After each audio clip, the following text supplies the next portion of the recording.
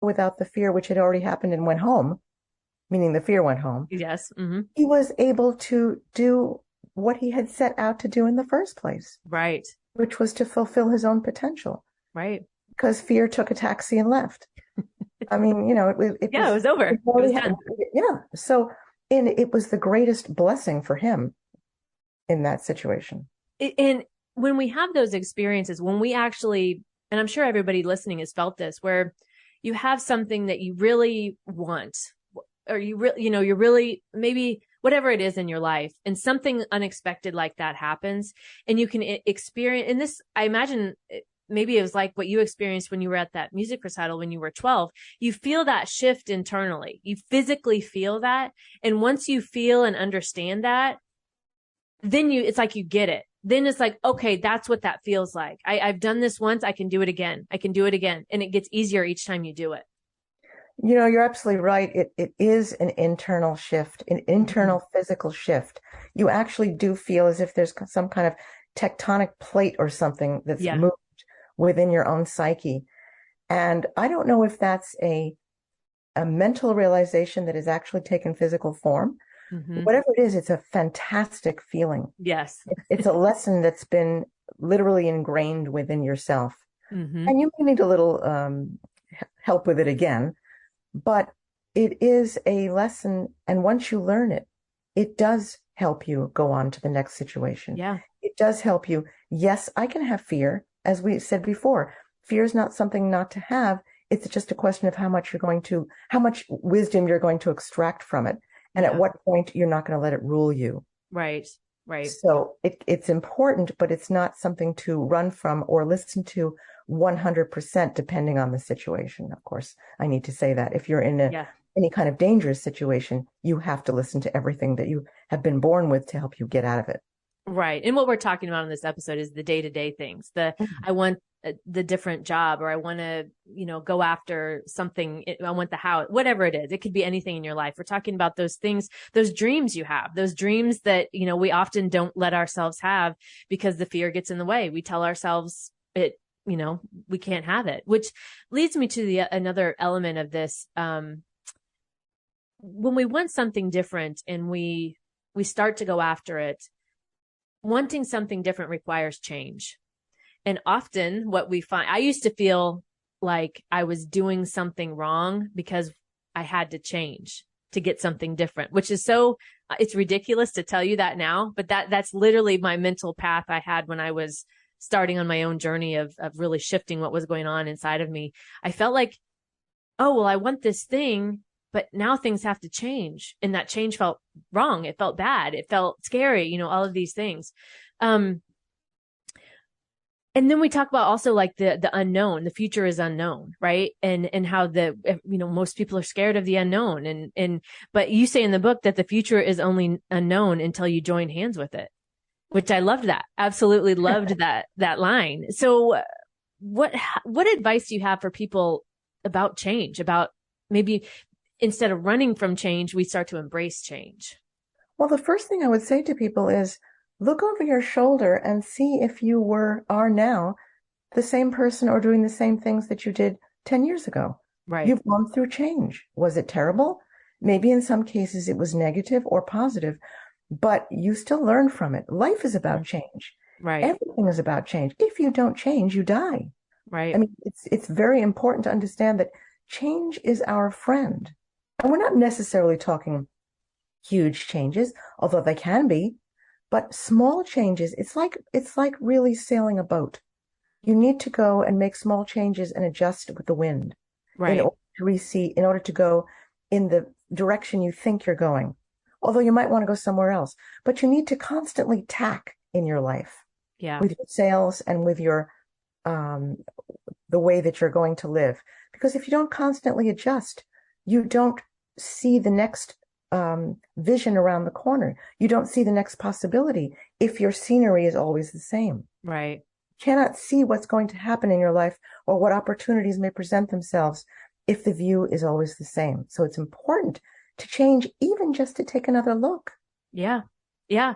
And also, I think if we're stuck in that fear, we have that layer of fear over what we're seeing as well. And so that like hinders our understanding of what's going on around us and keeps us even further stuck in those. To me, I've always felt that as if it was a tight box, like I was bouncing off the walls because I couldn't move. I had nowhere to move. And when we start to open ourselves up, that's living. That's living. That's the path that gets you to that next thing that you say you want. Yes, that's the living, as you just Yeah. said. Yeah. The living is in movement. Yes. You don't Yeah. want to be a crusty. I mean, there's some place in some biblical sense somewhere where I read, and I think it was Lot's wife. I'm not too up on these things, but Yeah. she turned back and she was turned into a pillar of salt. You cannot look backwards. You Right. must always face the unknown and the future, and the unknown is your friend. Yeah. Unknown Yeah. has the unknown contains all the colors of your future, all the colors of your life. If you stay with one color, you will never have an interesting canvas, an interesting Right. paint. Right. You need to have as many colors and as shades as possible. So the unknown is absolutely your friend, Yeah. and it can be changed because you are in charge of your unknown, because there are billions of unknowns waiting for you. It's up to you to choose. Right. One of my friends describes it as focusing forward instead of analyzing backwards. And I Yep, absolutely very love good. that. Yeah, Yes, absolutely yes. love that, because that is a very simple way to remind ourselves not to be looking back so much about what was, how it should have been, what wasn't, all of this stuff. Instead of start embracing what you're looking forward to, what's in the future, right? Look and embracing the unknown, just as you said. There's so much magic there that we don't let ourselves experience because we're fighting it or we're resisting it or we're scared of it or whatever. But if we just start to gently let our guard down there's so much living to experience in that too. Well, you said it. Magic is in the future, Yeah. not in the past. An analysis of what one has done is very useful so that we don't hopefully make the same mistakes over Right. and over. But analysis doesn't change the past, only the future. So we must be future oriented Right. because that is where the magic lies. That is where the transformation, the transmutation lies in terms of our possibilities. Right. Right. And another piece of that, you touch on this at the end of the book about letting go and letting things work out, right? Because that's, as humans, we're so, we all want to just grip onto the control, right? Thinking that we're actually doing something by, holding on for dear life, right? But you describe in the book that when we're able to let go, that events have a way of recombining themselves in a way that that would have been impossible for us to imagine. And again, we can't know everything, right? We think we know, but we don't. There's millions of possibilities that we cannot see, but we think we know it all. So somebody that is interested in this, that wants to start letting go, wants to start being more future focused, wants to start being more creative, where would you say they could start to maybe learn more about themselves? And also, what are the benefits when people actually start doing this? Because I think we forget about what we gain from these things when we're willing to take this step. I think that learning to let go, and I'll approach how to do that, lets us see who else we might be, Mm-hmm. the Yes. person we think we are. Yeah. Again, we are not one person. We are the person we've created, but we are Right. many people. So depending on the situation and travel, that's why travel, if one can do that, is so interesting because it shows us who we are in different situations and Yes. how we react. And I don't mean one has to fly off to have cruise around the world. You can do that by going to the grocery store and buying a different product. Right. But doing something a little bit different than you normally do, and we all are on automatic very much in our daily lives. We get up, we do this, we do that, we blah, blah, blah. But going to a different sort of movie, maybe, that we would never go to, just to see our own reaction. Buying a different product, as I mentioned, that we would never buy because I don't buy that stuff. It's blah, blah, blah. Right. Talking to someone who has a completely different opinion than we do, and we can't stand their ideas, we can't stand their opinions. Yeah. And trying to approach that conversation not with our usual stock and trade reaction, but from really seeing their point of view, even if we hate it. Right. Trying to do just some small things that are completely opposite to who we are. Yeah. taking a different route home and getting lost and seeing how it feels to get lost and not using your phone's GPS or whatever. Right.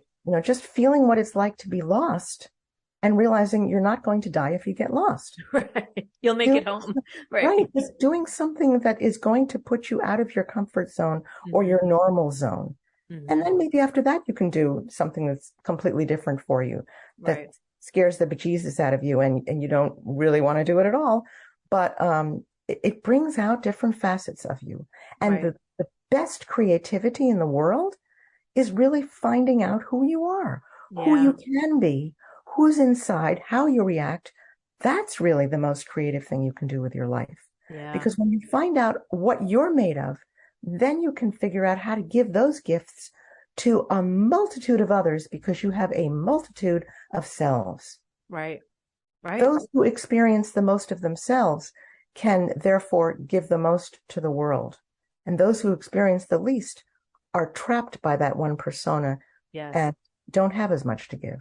Yes. And you can tell those kind of people. You can tell when you've met a person who feels trapped by their own selves, their own lives, but they would probably explain it as, an excuse for somebody else has caused this, right? But you can tell those kind of people. And then you can tell the people that are expansive and open and who have done the work and have been interested enough to do the work on themselves. And those are the people that are fun to be around. Those people are exciting. They show you a different side maybe than what you're used to living, that I love being around people like that. And that's one of the reasons I love doing the show, and I love talking to authors, because I get to experience that when I talk to different people about their books. Because perception and what we think we know, we need to be skeptical of our own beliefs, right? Because they're just not, what we think is just not always the truth. I mean, we have so many layers and so many lenses we're looking through.